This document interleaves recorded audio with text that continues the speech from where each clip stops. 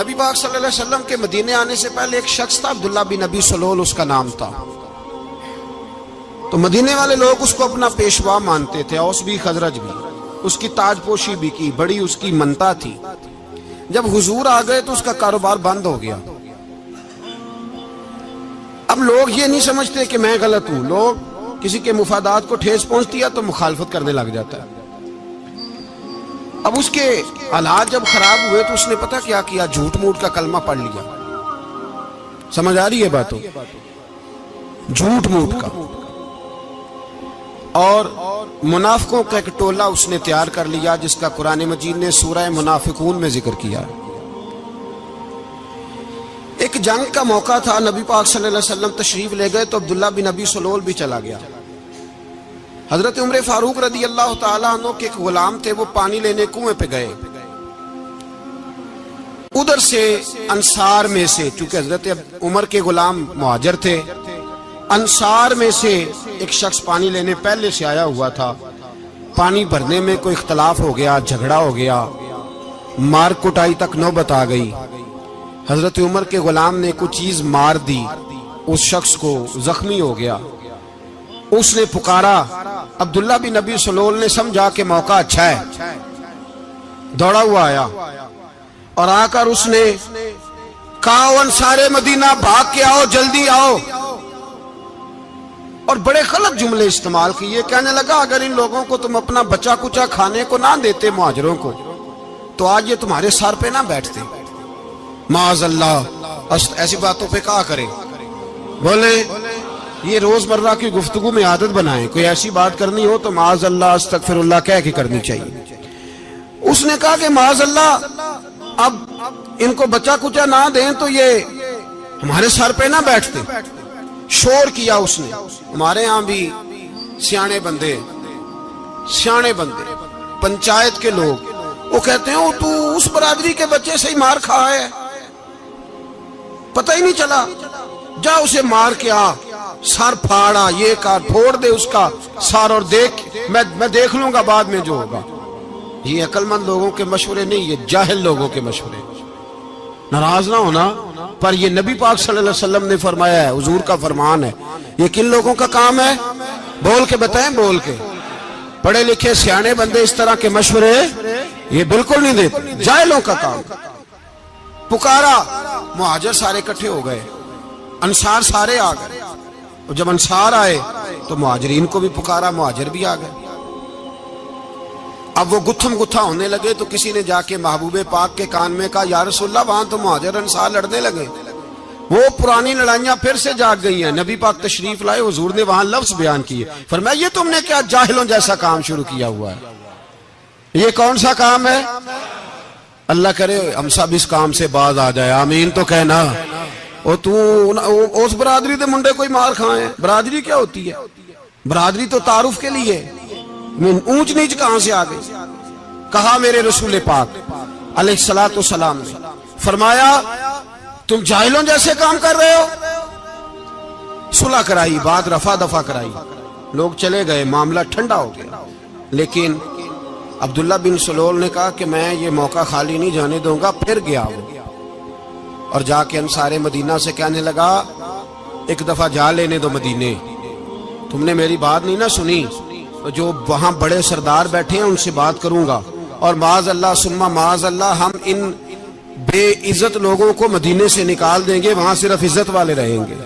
یہ غلط جملے اس نے ادا کیے جس کو قرآن پاک نے سورہ منافقون میں بیان فرمایا ہے۔ اس نے یہ بات کی۔ ایک صحابی تھے حضرت زید رضی اللہ تعالیٰ عنہ، وہ سن رہے تھے، آ کے عرض کی، یا رسول اللہ صلی اللہ علیہ وسلم عبداللہ بن ابی سلول تو اس طرح کہہ رہا ہے کہ مدینے جا کے عزت والے دوسروں کو نکال دیں گے، اور تم اگر اپنا بچہ انہیں نہ دیتے تو معاذ اللہ آج یہ ایسا نہ کرتے۔ حضرت عمر نے بھی سن لیا، حضرت عمر نے بات سن لی، تلوار نکالی اور دوڑے۔ حضور نے بازو پکڑا، فرمایا کدھر جا رہے ہو؟ کہا یا رسول اللہ اگر آج سزا نہ دی تو کل اور بات بھی کرے گا، اور اگر آج ایک قتل ہو گیا تو باقی سیانے بن جائیں گے۔ یا رسول اللہ مجھے چھوڑے، میں ماروں گا۔ حضور نے فرمایا عمر چپ کر، وہ جھوٹ موٹ کا کلمہ پڑھتا ہے، لوگ کہیں گے کہ محمد ابن عبداللہ نے اپنے ساتھی مارنے شروع کر دیے۔ چپ کر، حوصلہ کر، صبر کر، دلیری کر۔ حضرت عمر کہتے ہیں میری حضور کے کہنے پر میں ٹھہر تو گیا، پر وہ میرے اندر جو آگ لگی ہوئی تھی ٹھنڈی نہیں ہو رہی۔ کہتے ہیں میں چپ تو کر گیا۔ نبی پاک علیہ السلام نے پوچھا عبداللہ بن ابی سلول سے، تو نے یہ کہا ہے؟ کہنے لگا حاشا و کلا، میں نے بات ہی نہیں کی نا۔ اب لوگ کہنے لگے کہ زید تو نوجوان ہے، تو یہ بوڑھا آدمی ہے، چلو صحیح کہتا ہوگا۔ حضور بھی خاموش ہو گئے۔ اللہ پاک نے قرآن مجید نازل فرما دیا، فرمایا اللہ نے سن لی ان کی بات جنہوں نے یہ کہا ہے، اور پھر لفظ بڑے حسین ہے، فرمایا یہ کہتے ہم عزت والے ہیں؟ نہیں، وَلِلَّهِ الْعِزَّةُ وَلِرَسُولِهِ وَلِلْمُؤْمِنِينَ، فرمایا عزت تو اللہ کے پاس ہے، اللہ کے رسول کے پاس ہے، اور عزت تو مومنوں کے پاس ہے، مومنین کے پاس عزت ہے۔ یہ قرآن پاک نے سارا مضمون بیان کر دیا کہ عبداللہ بن ابی سلول غلط کہتا ہے اور حضرت زید صحیح کہتے۔ حضور نے کچھ نہیں فرمایا، جا رہا ہے قافلہ۔ جب مدینے کی سرحد آ گئی نا، حدود مدینہ منورہ کی شروع ہوئی، تو عبداللہ کا اپنا بیٹا، اس کا نام بھی عبداللہ بن عبداللہ تھا، اپنا بیٹا اس کا بڑا مخلص جانثار غلام تھا میرے رسول پاک صلی اللہ علیہ وسلم کا، وہ تلوار لے کے مدینے کی حد پہ کھڑا ہو گیا اور کہنے لگا میرے باپ تو نے اتنی بے ایمانی کے لفظ کہے کہ میں ان کو نکال دوں گا؟ کہے اپنی زبان سے کہ میں ذلت والا ہوں، رسول پاک کو اللہ نے بڑی عزت عطا فرمائی، کہے ورنہ میں تیری گردن کاٹ دوں گا۔ بول، کہے حضور بھی عزت والے اور نبی پاک کے غلام بھی عزت، کہے اپنی زبان سے، کہے میرے رب کا یہ فرمان ہے وَرَفَعْنَا لَكَ ذِكْرَكَ، ابھی میں خود تیرے لیے تیری شانوں کو بلند فرما دوں گا۔ تو کہا کہے، تو دشمن ہو کے کہنے لگا میرے بیٹے مجھے معاف کر دے، مصطفیٰ تو بڑی عزتوں والے ہیں، ان کے غلام شانوں والے۔ جب بیٹا تلوار لے کے سامنے کھڑا ہوا، شہرت ہوئی، اب نبی پاک نے حضرت عمر کی طرف دیکھا، کہا عمر تیری بات صحیح تھی، اب جو ہوا یہ زیادہ صحیح تھا، وہ میں نے تجھے کہا حوصلہ کر، تدبر کر، وقت کا انتظار کر، یہ صحیح ہوا کہ وہ صحیح تھا۔ تو حضرت عمر فاروق کہنے لگے یا رسول اللہ میں گواہی دیتا ہوں آپ واقعی اللہ کے سچے رسول ہیں صلی اللہ علیہ۔ اتنی اچھی رائے، وقت فیصلہ کرتا ہے، تدبر سے چلے، دانائی سے چلے، علم پیدا کریں، بردباری۔ ہمیں کئی دفعہ سجدہ صاف کرنا پڑتا ہے، ہم جو کہتے ہیں بات اس کے الٹ نکل آتی ہے۔ ہم کسی شخص کے بارے میں کچھ تبصرہ کر بیٹھتے ہیں، کچھ عرصے کے بعد ہمیں پتہ چلتا ہے کہ وہ تو ایسا تھا ہی نہیں، ہم نے غلط بات کر۔ ہم بغیر تحقیق کے، بغیر تفتیش کے، حوصلہ نہ ہونے کی وجہ سے، صبر نہ ہونے کی وجہ سے ہم بہت سارے کام کر گزرتے ہیں، پھر ہمیں نقصان ہوتا ہے۔ اپنی زندگی میں حلم نہ چھوڑیں، حوصلہ نہ، لڑائیاں ہوتی ہیں نا گھروں میں، اس کی وجہ خامد ہوتا ہے، بیوی نہیں ہوتی۔ یہ بات گھر جا کے بتانا کہ آج انہوں نے کہا لڑائی کی وجہ کون ہوتا ہے؟ نہ بولو تسی، پر میں تے آنکھ ہی چھڑیا ہے، وہ تو ریکارڈ ہو گیا ہے۔ لڑائی کی وجہ کون ہے؟ جڑے باتیں لڑتے ہیں وہ کندے ہی نہیں پے۔ وجہ کون بنتا ہے جی؟ کیوں بھلا؟ اس لیے کہ نبی پاک صلی اللہ علیہ وسلم نے فرمایا عورت کی عقل آدھی ہے تو تیری تو پوری ہے نا، جس کا مطلب ہے لڑائی اگر بچ سکتی تھی تو مرد کی وجہ سے بچ سکتی تھی، گھر میں امن ہو سکتا تھا۔ کہتے ہیں جی بڑی بیوقوف ہے، میری سنتی نہیں۔ تو میں نے کہا جو اس سے بحث کر رہا ہے وہ سیانا ہے؟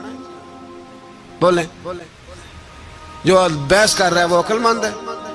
بندہ تو چلو تھا وہ دانشور شیکسپیئر، باتیں بعض اوقات اس کی کچھ ایسی ہیں۔ اس سے کسی نے پوچھا تھا عورتوں سے کون جیت سکتا ہے بحث میں، تو اس نے کہا تھا وہ جو ان سے بحث نہ کرے، جو ان سے بحث۔ تو بھائی تو وجہ اس لیے کہ حوصلہ تو نہیں کرنا تھا۔ نبی پاک علیہ السلام نے فرمایا بی بی ٹیڑھی لکڑی ہے، سیدھی کرنے کی کوشش کرو گے تو ٹوٹ جائے گی سیدھی۔ تو پھر کتنا بیوقوف ہے جو پتھر سے سر رگڑ رہا ہے، کتنا نادان ہے جو یہ حرکت کر رہا ہے، دریا میں چھلانگ لگا کے کہتا ہے ڈوبوں گا نہیں۔ تو بھائی حوصلہ پیدا کرے، علم پیدا کرے۔ بہت ساری ایسی باتیں کرے کہ جس میں اشتعال آئے گا، فٹافٹ 3 لفظ طلاق کے دے دیے، اب بھاگا گیا مفتی صاحب کے پاس، اوہو 4 بچوں کا کیا بنے گا؟ اور یہ بات پکی ہے کہ بچوں کو صرف ان کی ماں ہی پال سکتی ہے، ان کی ماں۔ اور بات مجھے نہیں بھولتی، ایک شخص نے بیوی کو طلاق دے کے دوسری شادی کی. اس کا بیٹا تھا 10 سال کا. تو اس نے اپنے بیٹے سے کہا کہ بیٹے بتا پرانی اماں صحیح تھی یا یہ صحیح ہے؟ اس نے کہا نہیں ابا وہ تو جھوٹ بڑے بولتی تھی، یہ صحیح ہے. وہ جھوٹی تھی، وہ جھوٹ بڑے بولتی تھی میری سگی اماں، یہ سچ بولتی ہے. اس نے کہا وہ کیسے؟ کہنے لگا اس لیے کہ میں کوئی شرارت کرتا تھا تو میری سگی اماں مجھے تھپڑ مارتی تھی اور کہتی تھی تجھے روٹی نہیں دینی، جا دوڑ جا گھر سے. تو میں دوڑ جاتا تھا تو جھوٹ بولتی تھی نہیں دینی، پھر آدھے گھنٹے کے بعد مجھے ڈھونڈنے لگ جاتی تھی، ڈھونڈ کے لاتی تھی، پھر میری منت کرتی تھی، پھر مجھے کہتی تھی نہ مجھے ستایا کر، پھر میرا ماتھا چومتی تھی، پھر میری مرضی کا کھانا بنا کے دیتی تھی، پھر میرے منہ میں لقمے ڈالتی تھی. جھوٹی تھی، پہلے کہتی ہے نہیں دینی پھر پیچھے بھاگتی ہے. یہ سچی ہے، میں شرارت کرتا ہوں تو تھپڑ مار کے نکالتی ہے، پھر میں منتیں کرتا ہوں پر روٹی نہیں دیتی، پیر پکڑتا ہوں نہیں دیتی. سچ بولتی ہے، اپنی بات پہ ڈٹ جاتی.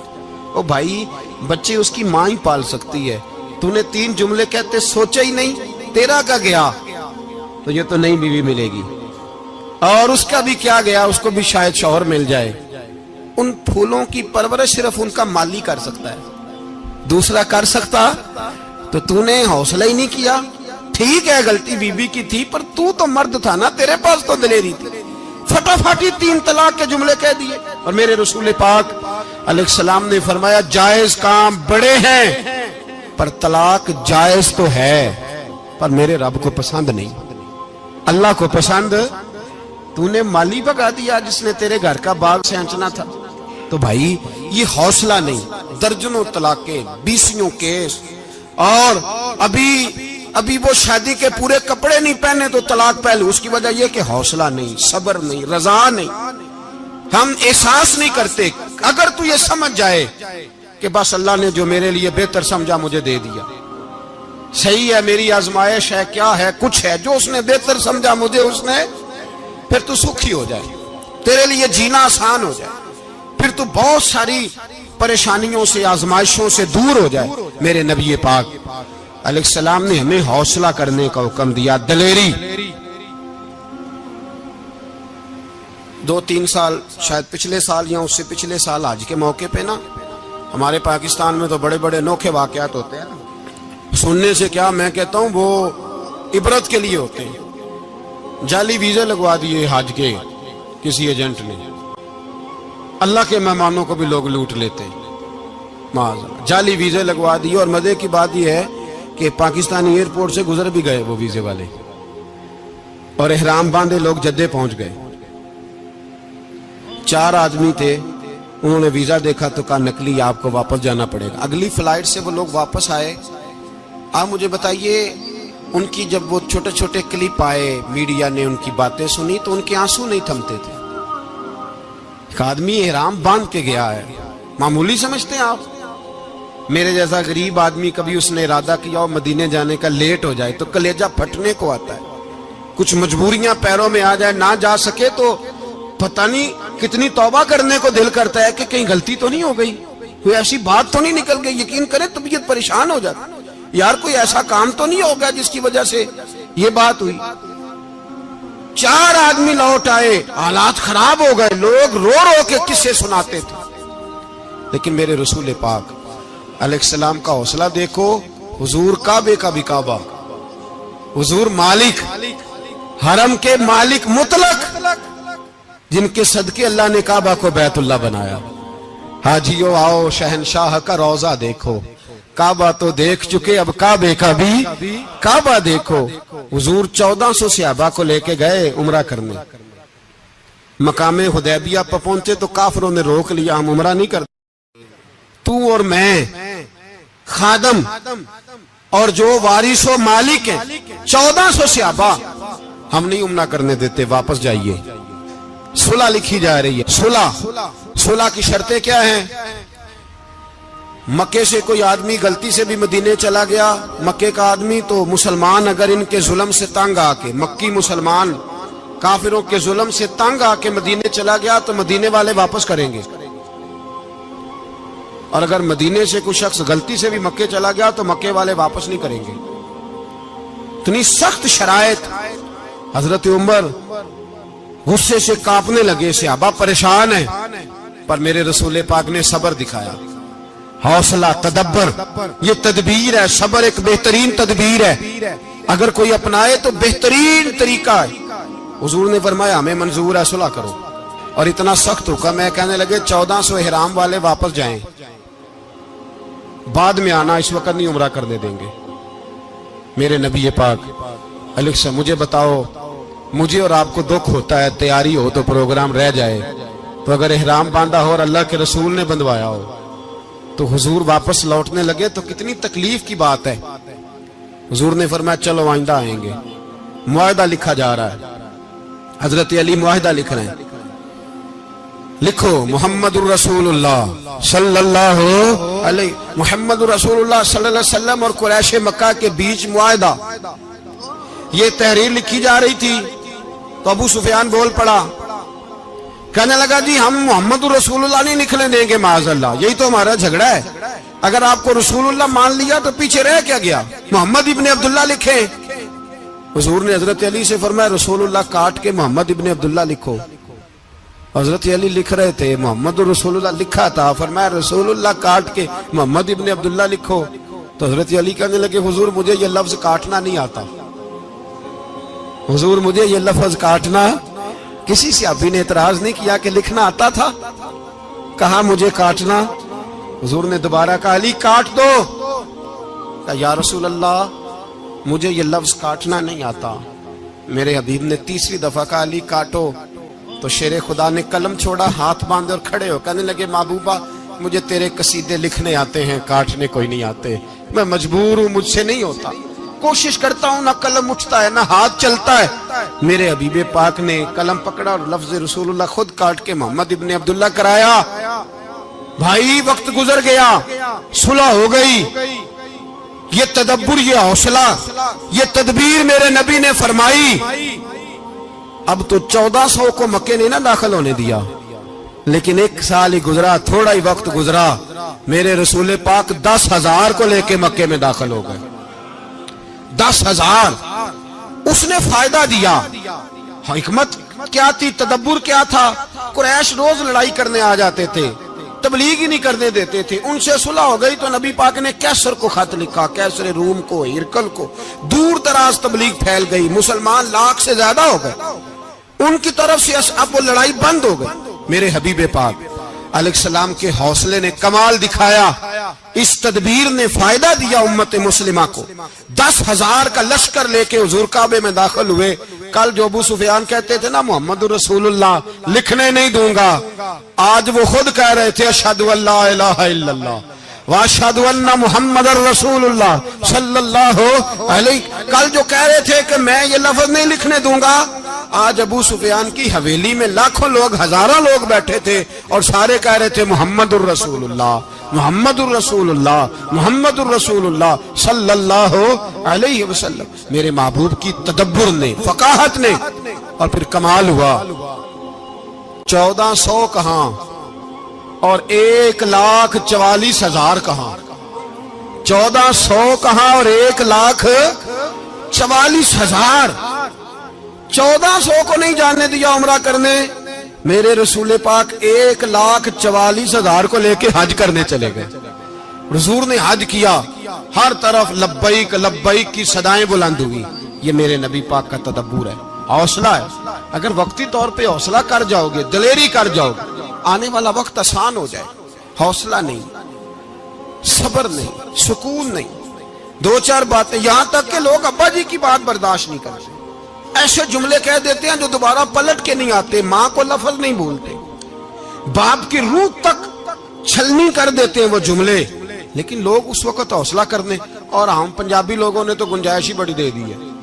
کہتے ہیں بچہ ہے جے ایک ہی ہے, ایک میں حوصلہ کرے کی ہے ماشاءاللہ. تو اگر جوان ہو گیا تو کہتے ہیں گرم خون ہے, مکہ کم. اگر بوڑھا ہو گیا تو کہتے ہیں بوڑھوں میں حوصلہ نہیں ہوتا, نہ بچے میں نہ.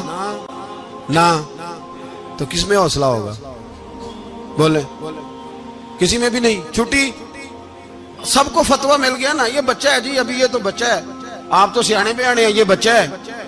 کمال ہو گئی ہے بھائی, کیا مطلب ہے بچہ ہے؟ بچے کو سارا پتہ ہے, ہر چیز اسے آتی ہے, حوصلہ کرنا ہی نہیں آتا.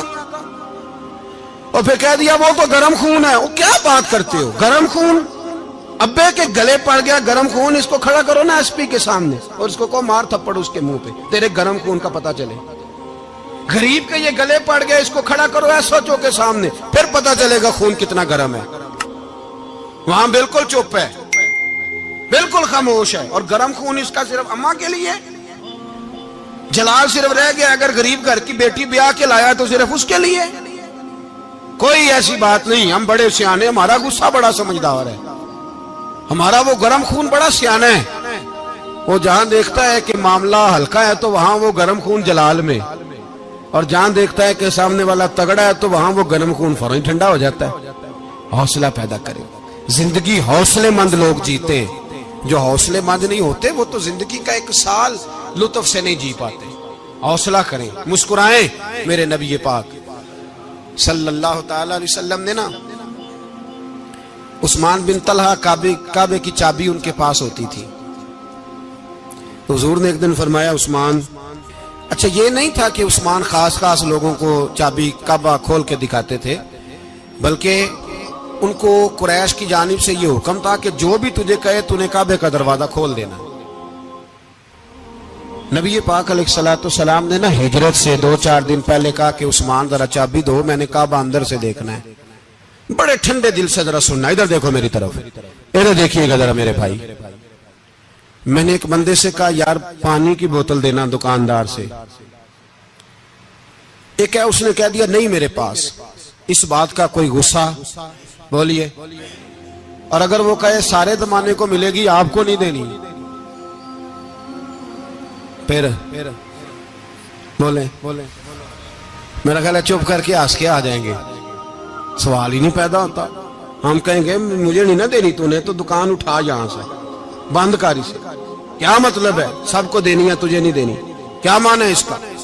لے کے جاؤں گا, جھگڑا ہوگا, بحث کریں گے.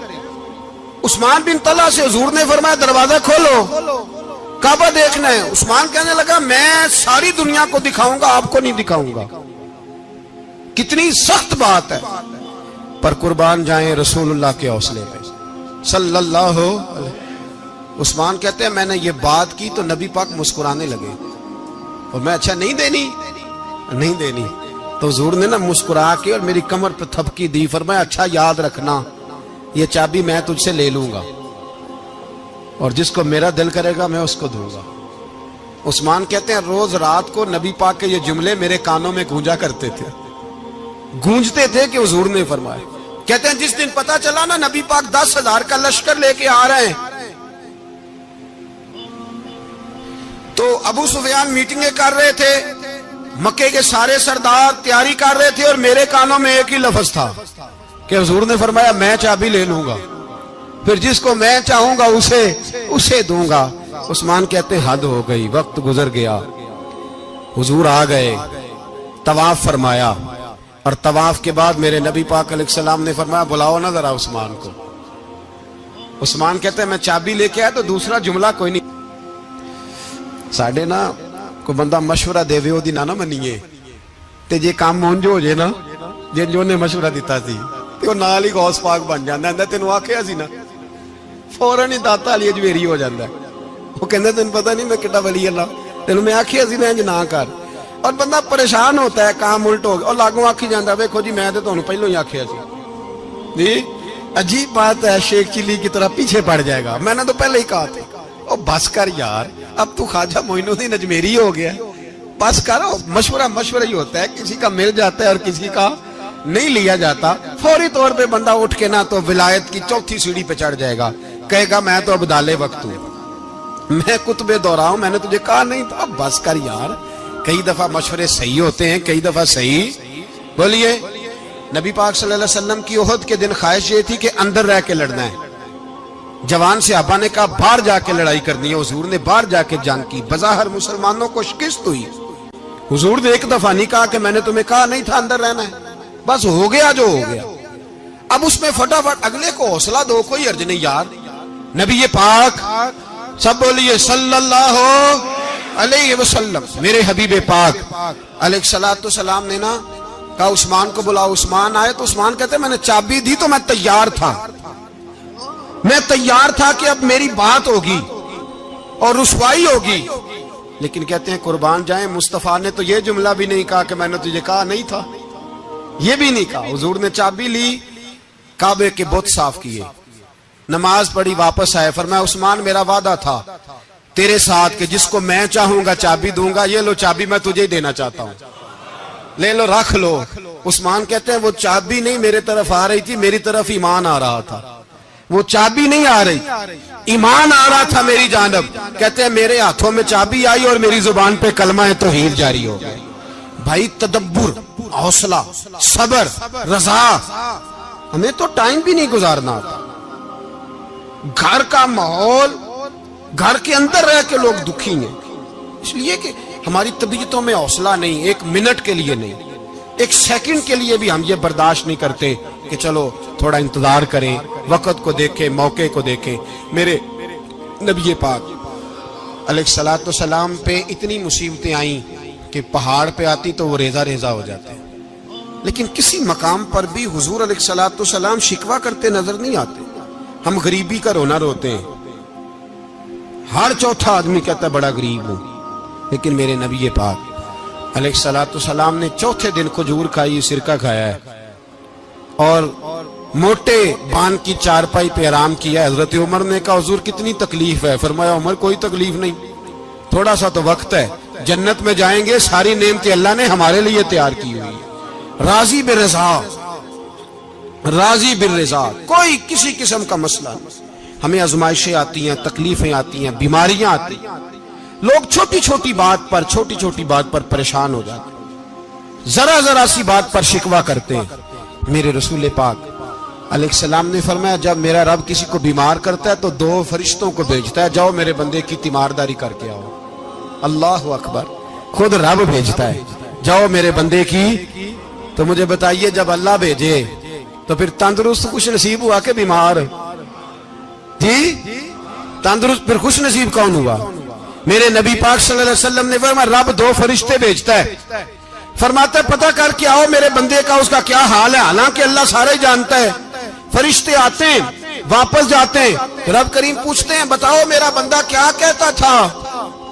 اللہ تجھے سارا ہی پتہ ہے، پر ہم سے پوچھتے تو بتا دیتے ہیں. وہ یہ کہتا تھا کہ میں اپنی رب کی رضا پہ بڑا ہی راضی ہوں. وہ تیری حمد کر رہا تھا، تیری تعریف کر رہا تھا، تیرا شکر کر رہا تھا، تیرے لیے کلمات حمد بیان کر رہا تھا. تو میرے نبی پاک علیہ السلام فرماتے ہیں، اللہ فرشتوں سے فرماتا ہے سنو پھر اگر میں اپنے بندے کو اس بیماری میں شفا دوں گا تو اس تندرستی سے زیادہ اچھی تندرستی دوں گا جو پہلے اسے عطا کی ہوئی تھی، پہلے سے اچھی صحت دوں گا. اور اگر اسے اس بیماری میں موت دوں گا تو پھر مرتے ہی اس کے لیے میں جنت کا فیصلہ فرما دوں گا.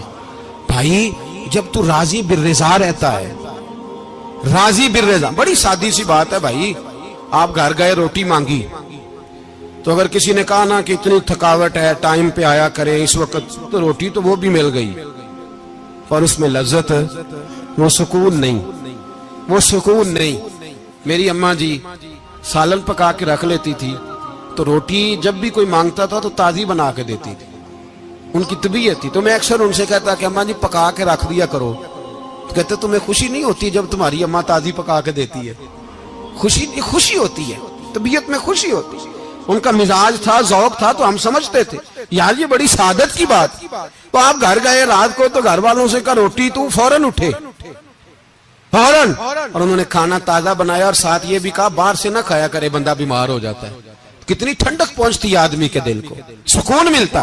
تو بھائی بیماری تو آپ نے کاٹ لی، لیکن ساتھ کہو ہو بڑا بیمار ہوں، میں نے تو اتنے گناہ بھی نہیں کیے، ظلم بھی نہیں کیا، کسی کو کچھ بھی. اب بیماری تب بھی کٹ گئی، پر بڑی آزمائش، مریض ڈاکٹر کے گلے پڑ رہا ہے، اس کے لواحقین جھگڑے کر رہے ہیں، بیماری وہ بھی کٹ گئی. اور ایک بیمار وہ ہے جو چارپائی پہ لیٹا ہے اور کہتا ہے جس طرح میرا اللہ راضی اسی طرح میں بھی راضی. تو بیماری اس کی بھی کٹ گئی. حضرت یونس علی نبینا علیہ الصلوۃ والسلام نے ایک دن حضرت جبریل امین ملنے آئے تو جناب یونس علیہ السلام کہنے لگے اے جبریل اللہ کے نیک بندوں میں جو اللہ کو اس وقت سب سے زیادہ پسند ہے نبیوں کے بعد، توجہ کرنا بات پر، جو سب سے زیادہ اللہ کو پسند ہے نبیوں کے بعد ولیوں میں، اور سب سے زیادہ اللہ جس کو اللہ کی بارگاہ میں عبادت گزار لکھا جاتا ہے، میری اس بندے سے ملاقات کرا۔ تو حضرت جبریل نے جناب یونس علیہ السلام کو ساتھ لیا تو ایک شخص کے پاس پہنچے جو آنکھوں سے اندھا تھا، دونوں ہاتھ اس کے سلامت نہیں تھے اور پورے جسم میں پیپ جاری تھی، ریشہ تھا۔ جب جا کے السلام علیکم کہا نا حضرت یونس نے، اس نے وعلیکم السلام کے بعد پہلا لفظ پتہ کیا کہا؟ اس نے کہا یا اللہ تیرا شکر ہے، یا اللہ تیرا، آپ بھی ادا کریں اللہ کا شکر، یا اللہ تیرا، اللہ تیرا شکر ہے۔ تو حضرت یونس علیہ السلام کہنے لگے تو شروع سے اس طرح کا ہے، نابینا بھی اور ہاتھوں سے معذور بھی اور سارا جسم شروع سے؟ تو بڑے ہی خوبصورت لفظ اس بیمار نے کہے، کہنے لگے نہیں حضور میں بالکل ٹھیک ٹھاک تھا، جب تک میرے رب نے چاہا کہ یہ دنیا کو دیکھے تو تب تک اس نے مجھے آنکھیں دیں، اور جب اس نے چاہا کہ اب اس کا دیکھنا بہتر نہیں تو اس نے واپس لے لی۔ تو یا اللہ تیرا شکر ہے، اللہ تیرا شکر ہے۔ پھر کہا جب تک اس نے چاہا کہ میرے ہاتھ رہے تب تک رہے، جب اس نے چاہا کہ میرے لیے بہتر نہیں تو اس نے لے لیے، تو یا اللہ تیرا شکر ہے۔ جب تک اس نے چاہا کہ میرا جسم صحیح و سلامت رہے تو رہا، اور جب اس نے چاہا کہ میرے لیے بہتر نہیں تو مجھے بیمار کر دیا، تو یا اللہ تیرا شکر ہے۔ تو حضرت یونس علیہ السلام کہنے لگے جبریل واقعہ یہ اللہ کا سب سے زیادہ شکر گزار بندہ ہے، سب سے زیادہ عبادت گزار بندہ ہے، سب سے زیادہ۔ میرے نبی پاک علیہ السلام نے فرمایا اللہ اللہ ہے، مجھ پر پہرا دے گا کون لڑائی میں، مجھ پر پہرا دے گا کون لڑائی میں، مجھ پر پہرا دے گا کون لڑائی میں، مجھ پر پہرا دے گا کون لڑائی میں۔ میں صدیق اکبر آقا بول پڑے، بول پڑے، مٹھی سے بو جہل کی کنکر بول پڑے، اللہ اللہ ہے، اللہ اللہ ہے، اللہ۔ میرا مومن ہر حال میں نفع میں ہے، نعمت ملے تو شکر کر کے نفع، مصیبت آئے تو صبر کر کے نفع، اپنی زندگی میں تحمل، بردباری، علم پیدا کرے، حوصلہ پیدا کرے۔ ہر آنے جانے والے شخص کے مزاج کے مطابق اسے نہ ملے، اپنا مزاج صحیح رکھے، اپنی طبیعت کے مطابق اپنے ماحول کو برقرار رکھے۔ علم کے ساتھ گزارا کرو گے تو رشتہ داروں سے بھی بنی رہے گی، دوستوں سے بھی بنی رہے گی، ہر ایک سے تعلق رہے گا۔ اور اگر آپ کے اندر یہ حوصلہ نہیں تو پھر سارے معاملات پریشانی کا شکار ہو جائیں گے۔ یہ تو آج کا مضمون تھا۔ ہمیں نا لوگ مشورہ دیتے ہیں، کہتے ہیں پیر صاحب درویشوں کو سیاست کی بات نہیں کرنی چاہیے، دیتے ہیں نا مشورہ لوگ، جی تھوڑا تھوڑا بول دیں، تھوڑا تھوڑا دیتے ہیں نا۔ اگرچہ ہم ان کی بات نہیں مانتے، اس لیے کہ اقبال نے کہا تھا جدا ہو دین سیاست سے تو رہ جاتی ہے چنگیزی، جدا ہو دین سیاست سے تو۔ اور پہلا فکرہ یہ ہے کہ جلال بادشاہی ہو یا جمہوری تماشا ہو، جدا ہو دین سیاست سے تو رہ جاتی ہے۔ اس نے کہا جب سیاست اور دین علیحدہ علیحدہ ہوتے ہیں تو چنگیز خان اور ہلاکو خان پیدا ہوتے ہیں۔ سیاست جب تک مسجد کے اندر رہتی ہے تب تک پاک صاف رہتی ہے، وہ گندی ہوتی تب ہے جب مسجد سے نکل جاتی ہے۔ حضرت علی کے زمانے تک مسجد میں رہی، پاک صاف رہی، یزید باہر لے گیا تو گندی ہو گئی، حضرت عمر بن عبدالعزیز دوبارہ مسجد میں لے آئے تو پھر پاک ہو گئی۔ لیکن پھر بھی ایک ساتھی نے مجھے کہا تو اس کی بات میں، سب کی باتیں نہیں مانتا، اس کی بات میری سمجھ میں آئی۔ وہ کہنے لگا جی اصل بات یہ ہے کہ سیاسی تبصرے تجزیے ہم اخباروں میں ٹی وی پہ جا کے بیٹھیں، جا کے بڑی مہربانی میری طرف دیکھیں، وہ ہم سنتے رہتے ہیں تو ہمارا دل کرتا ہے مسجد میں صرف ہم رسول اللہ کا پیار ہی سنیں۔ تو میں نے کہا یار تیری بات دل کو لگتی ہے، یہ بات صحیح ہے، چلو یہ نیت اچھی ہے، یہ تیرا نظریہ ٹھیک ہے، مان گئے ہم۔ میں چلا گیا دکاندار کے پاس اور میں نے اس کو جا کے کہا کہ گاڑی کا انجن کھولو، اس طرح کرو اس طرح. اس نے کہا مولانا آپ جا کے نا گھر تو فقہ کی کتاب کھولیں, اس لیے کہ گاڑی کے انجن کے بارے میں آپ کو معلومات, یہاں اگر آپ نے یہ کام کرنا ہے تو اس کو پڑھیں. کسی استاد کے پاس ورک شاپ پہ آئیں, آپ کے ہاتھوں کو, منہ کو, چہرے کو مٹی لگے, دھواں لگے, گریس لگے, پھر آپ کو پتہ چلے گا انجن کیسے کھلتا ہے. صحیح کہہ رہا ہوں نہیں صحیح کہہ رہا؟ دھواں گلا تو یہاں کر چڑی جائے. صحیح کہہ رہا ہوں جی. اگر مولوی کو اجازت نہیں سیاست کی بات کرنے کی, اور مولوی کو اجازت نہیں کہ انجن کی بات کرے, تو سیاستدان کو اجازت ہے دین کی بات کرنے کی. یہاں تو وہ آئے نا مدرسے میں پڑھے, پورا دین حاصل کرے, پھر وہ بولے تو پھر تو ٹھیک ہو گیا. لیکن جب اسے سورۃ اخلاص بھی سیدھی نہیں آتی تو فتوے دینے کی اس کو ضرورت ہے کوئی؟ بولے نا یار کیوں چھیڑتے ہیں سیاست؟ ہم نہ پچھلے جمعے جلوس نکالنا چاہ رہے تھے ختم نبوت کی ترمیم کے حوالے سے. حکومت وقت نے کہا کہ ہم واپس لیتے ہیں, تو میرے بہت سارے دوستوں نے کہا جی نکالنا چاہیے. انہوں نے کیا کیوں؟ میں نے کہا یار لوگوں کو بھی پریشان نہیں کرنا چاہتے, ہماری اپنی سڑکیں ہیں, کسی کو بس ٹھیک ہے. انہوں نے واپس لے لی تو بات ختم ہو گئی, ہم مان گئے, تسلیم کر لیا. اتنا ہمارا مطالبہ ہے کہ اس آدمی کو ضرور سزا دو جس نے یہ ترمیم کی ہے. لیکن ہم نہیں کرتے, کوئی نہیں نکلے, نہیں نہ نکلے بولے. تو وزیر قانون صاحب کو کیا مصیبت بنی ہوئی ہے نیا فتویٰ دینے کی؟ کہ ہے کوئی شوق انہیں دینا چاہیے فتویٰ؟ کہتے نہیں مرضیوں میں ہمارے درمیان تھوڑا ہی فرق ہے. مجھے یوں لگتا ہے کہ یہ جان بوجھ کر کوئی نہ کوئی ایسی شرارت کرتے ہیں جس سے لوگ اشتعال میں رہیں. جان بوجھ. حلم, حوصلہ, صبر ذات کے بارے میں تو ہے, لیکن اگر کوئی رسول پاک کی بے ادبی کرے تو پھر حوصلے کی بات ہے ہی نہیں, پھر تو جہاد کی بات ہے.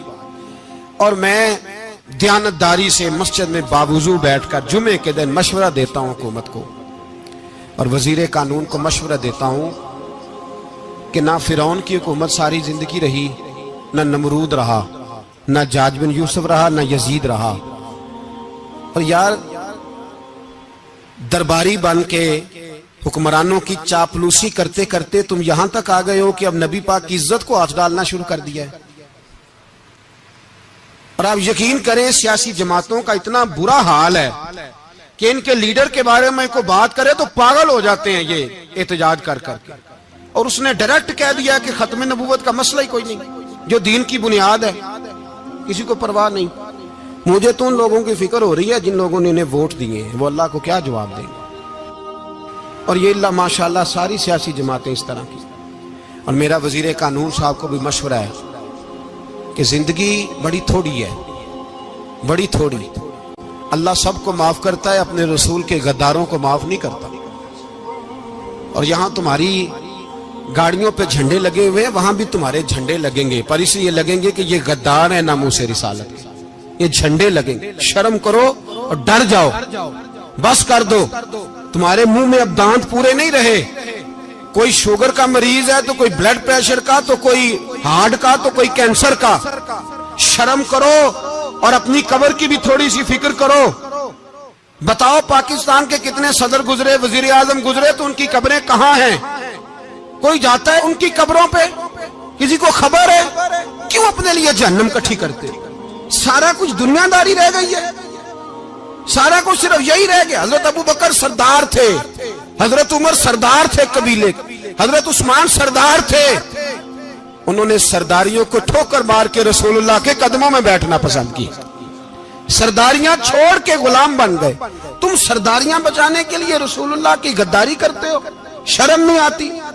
اور قوم شکوہ ہے مجھے ان لوگوں سے جو مولوی تو کہہ دیتے ہیں تو سیاست نہ کر, اور کسی سیاستدان کو منع نہیں کرتے کہ جب تجھے سورت فاتحہ بھی نہیں آتی تو تجھے کس نے اجازت دیا اتنی بڑی بات. اور میں نے پچھلے سے پچھلے جمعے بھی کہا تھا, پھر کہتا ہوں اور آن دی ریکارڈ کہتا ہوں, مرزائی کل بھی کافر تھے, آج بھی کافر, اور قیامت تک.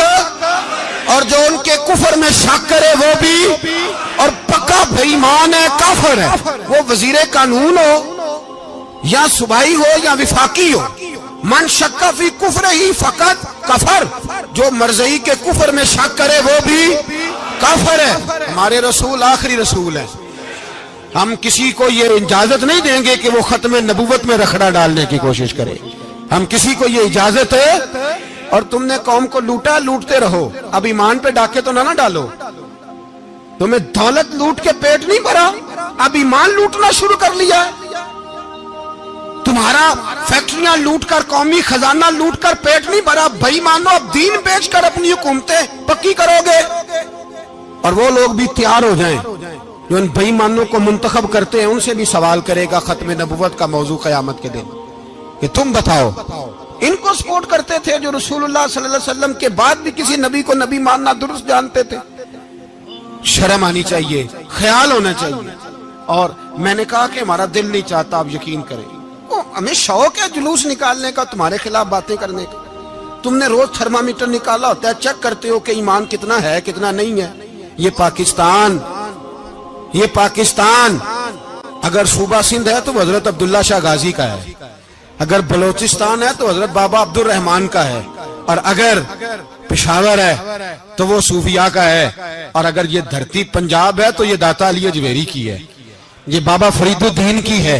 इसमें किसी गद्दार को कब्जा करने की इजाजत बिल्कुल नहीं मिलेगी। और हम वो लोग भी नहीं जो चुप करके अंदर सोते रहे, कौम जो करती है करती रहे, हमें परवाह नहीं ना, ऐसी कोई बात नहीं। कोई बंदा ना समझे कि इन्हें होश नहीं, इन्हें पता नहीं, हमें सारा कुछ ही आता है। फिर अगर कल को कोई मुमताज कादरी पैदा हो गया तो शिकवा ना करना, कल को कोई फिर से आमर चीमा निकल आया तो शिकायत ना करना, याद रखना।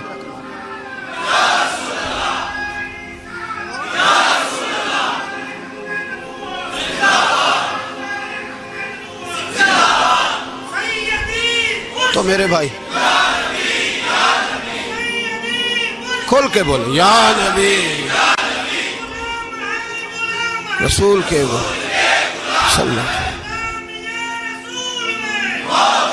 तो ये मशवरा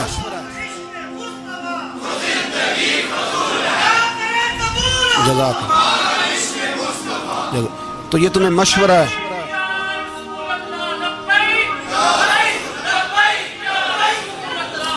मेरी बात सुनिए, याद रखें, ये लोग बाद में पछताते हैं, फिर मुनाजरे कराते फिरते हैं, उसने सही किया कि गलत किया, फिर इन्हें होश आती है बाद में, फिर इनके हवारी निकल निकल के मैदानों में दलीलें देते हैं। इसलिए हमारा मशवरा है इन्हें कि ये अपनी हद में रहें, और जो काम तुम्हारे जिम्मे, मैंने कहा ना तुमने बड़ा लूटा, ये कौम रोज तुम्हें मौका देती है लूटने का, ये मौका देती है, तो तुमने दौलत लूट के पेट नहीं भरे, अब ईमान लूटने के चक्कर में आ गए हो। याद रखो, मुसलमान गुनाहगार हैं, गद्दार नहीं है। तुम्हें दौलत लूटने का तो शायद मौका मिल गया है, पर ईमान लूटने का मौका नहीं मिलेगा। तो इसलिए इसको लगाम दो। और वैसे भी कुत्ता जो पालतू होता है ना, उसको घर के अंदर संगली से बांध के रखना चाहिए। ये तुम्हारे बूट बूट चाटते हैं, भौंकते हैं, तुम्हारे हक में वजारतें लेते हैं। हमने तो कोई वजारत नहीं ली तुमसे, और ना हमें शौक है इसलिए कि मिंबरी क्या करनी है जिसको मिंबर रसूल अता कर दिया जाए। उसने क्या करनी है ये मिंबरियां जिसको पक्का पक्का मिंबर रसूल दे दिया जाए। तो इसलिए इससे बाहर आओ। मैंने कहा बड़े बड़े नमरूद, फिरौन, कारून दफन है, तुम्हारा भी नाम तक नहीं होगा, बिल्कुल नाम नहीं होगा। इसलिए हमारा मशवरा, और आप लोग भी आए ना ये अगले साल, तो इनको खड़ा करके पूछ लेना, इस्लामी जमहूरिया पाकिस्तान का तुमने MPM बनना है, पहला कलमा ही सही सुना दो। चलो खुदा का वास्ता यही बता दो कि तुम्हें नमाज भी ढब से आती है कि नहीं। और आपकी मौज है, आप बिठा लेते हैं सर पे, क्या करें, समझाने वाले मुफ्त गुनाहगार हो गए और बहकाने वाले सब तुम्हारे यार हो गए। इसलिए ये छेड़ते हैं जानबूझ के।